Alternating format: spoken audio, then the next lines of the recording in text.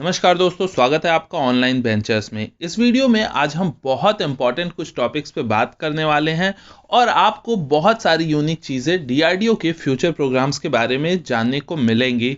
Missile technology के मामले में डीआरडीओ की कुछ ऐसी बातें हैं जो आज जान के आपको हैरानी ज़रूर होगी, तो इस वीडियो को लास्ट तक ज़रूर देखिएगा। तो रिसेंटली एक इंटरव्यू डीआरडीओ के चीफ जी सतीश रेड्डी जी ने दिया हुआ था दिल्ली डिफेंस रिव्यू को। तो ये जो डीडीआर का इंटरव्यू था, इसके थ्रू उन्होंने वैसे कई सारे क्वेश्चंस का जवाब दिया, लेकिन उनका एक जवाब इतना यूनिक था जो कि बहुत सारे स्पेकुलेशंस को जन्म देता है और बहुत सारी बातें इनडायरेक्टली क्लियर भी करता है कि मिसाइल की टेक्नोलॉजी में ऐसी बहुत चीजें हैं जो कि दुनिया को लगता है कि भारत के पास नहीं है या अपने देश के भी लोगों को लगता है, लेकिन एक्चुअल में वो सारी चीजें हो सकती हैं। ये इनडायरेक्टली डीआरडीओ चीफ ने बता दिया है। तो डीआरडीओ चीफ से जब मिसाइल टेक्नोलॉजी के बारे में बात करते हुए एक क्वेश्चन पूछा गया कि पास्ट में ऐसा देखा गया था कि डीआरडीओ जब किसी मिसाइल पे काम करता था तो बहुत ज़्यादा समय लगता था डीआरडीओ को, लेकिन अभी ऐसा देखने को मिला है कि डीआरडीओ अगर किसी भी मिसाइल वगैरह की टेक्नोलॉजी पे काम करता है तो पास्ट की तुलना में कम समय लगता है। जैसे पास्ट में 10 साल लगते थे तो अभी डीआरडीओ को 4 से 5 साल लगते हैं। तो क्या बदला है? तो उस पर डीआरडीओ के चीफ ने कहा है कि मिसाइल की टेक्नोलॉजी में इंडिया में डीआरडीओ में मैच्योरिटी आ चुकी है और अभी हमारे लिए यानी कि डीआरडीओ के लिए ऐसा कोई भी मिसाइल प्रोजेक्ट नहीं है जो कि कोई बहुत बड़ा क्वेश्चन डीआरडीओ के लिए होता है।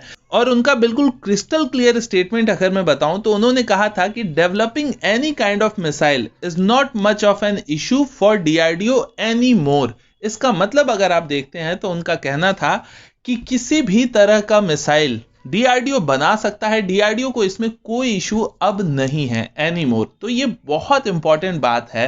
तो अगर डीआरडीओ चीफ ने ये कहा है तो यहाँ पे ये नोट करने वाली बात है कि मिसाइल टेक्नोलॉजी में कुछ चीजें हैं जो कि अभी तक डीआरडीओ ने शोकेस नहीं किया है। फॉर एग्जाम्पल एमआईआरवी की टेक्नोलॉजी। एमआईआरवी का मतलब होता है multiple independently targetable re entry vehicle. ये क्या चीज होती है?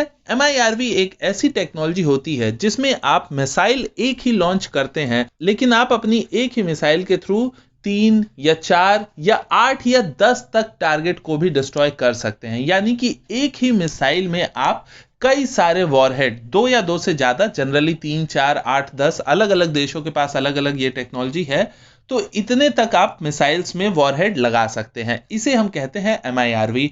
एमआईआरवी की टेक्नोलॉजी इंडिया के पास क्यों नहीं है? अगर डीआरडीओ चीफ ने यह कहा है कि हमारे लिए कोई इशू नहीं है, तो है क्यों नहीं ये टेक्नोलॉजी? इस पे भी आपको बताएंगे।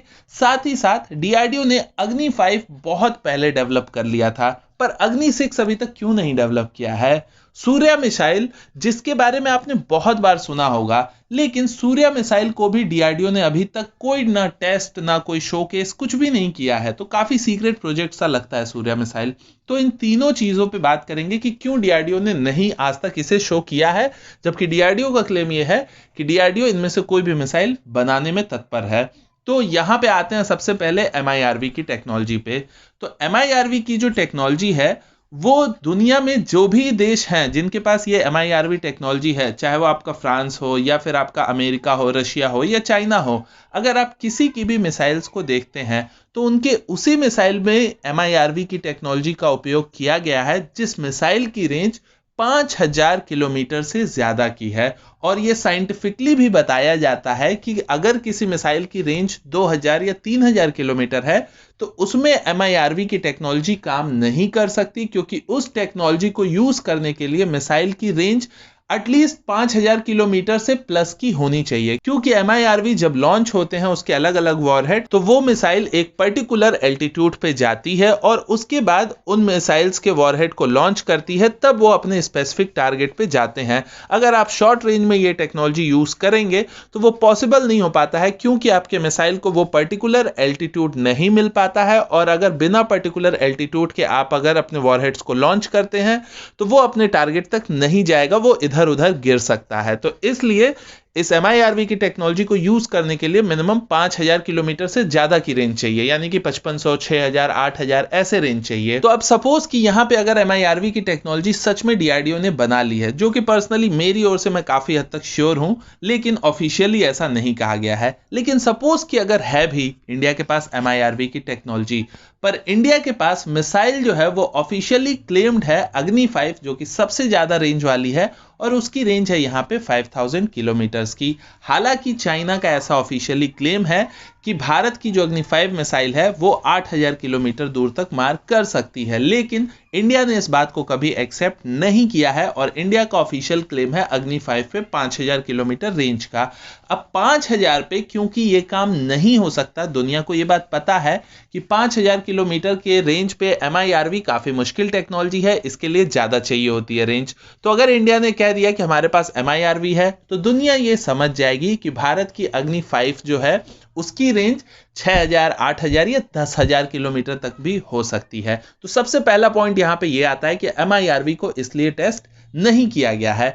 अब आते हैं कि अग्नि 5 की रेंज क्या ज्यादा है, या फिर अगर ज्यादा नहीं है तो अग्नि 6 का टेस्ट क्यों नहीं किया गया है, जबकि अग्नि 5 जो है उसका टेस्ट 2012 से ही शुरू हुआ था, और आज से 5 साल पहले ही अग्नि 5 पूरी तरीके से मैच्योर हो चुका था, फिर भी अग्नि 6 का टेस्ट नहीं किया गया। तो अग्नि 5 का रेंज देखिए, जो इंडिया कहता है हम वही मान के चलते हैं कि 5000 किलोमीटर।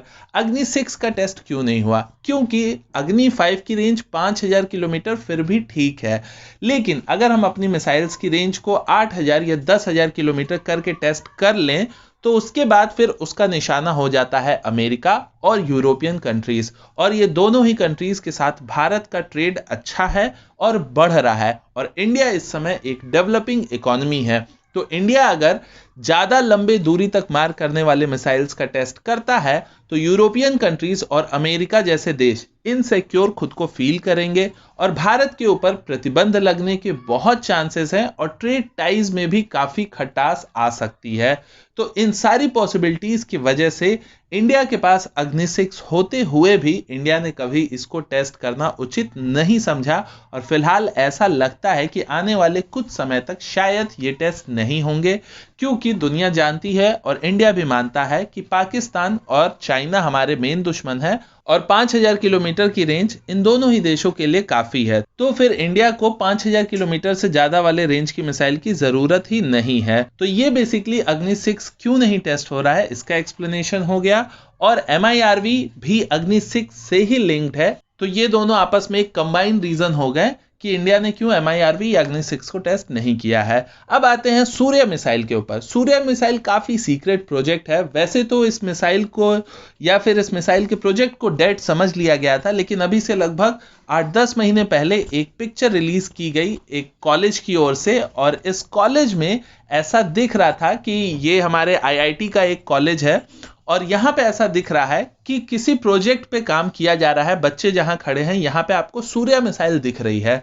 तो अगर ये प्रोजेक्ट एग्जिस्ट ही नहीं करता है, तो फिर इसका डमी वर्जन बच्चों को 2020 में भी क्यों दिखाया गया?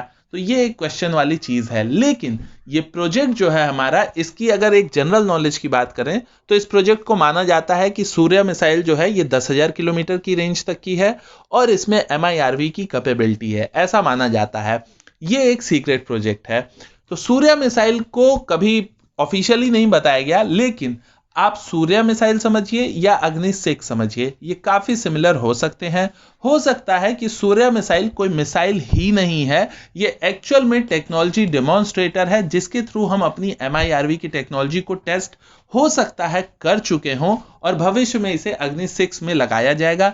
या फिर अगर सिर्फ नाम देने की बात है तो आप उसे सूर्य या अग्नि 6 कोई भी एक नाम दे सकते हैं, लेकिन सूर्य मिसाइल जो है ये लगभग श्योर है कि ये MIRV की टेक्नोलॉजी को ही टेस्ट करने के लिए बनाया गया था, लेकिन ऑफिशियली इस ओर से कोई क्लियरेंस नहीं है। तो फिलहाल हम सूर्य को एक ऐसी मिसाइल मानते हैं जो कि टेस्ट करने के लिए बनाया गया था MIRV को।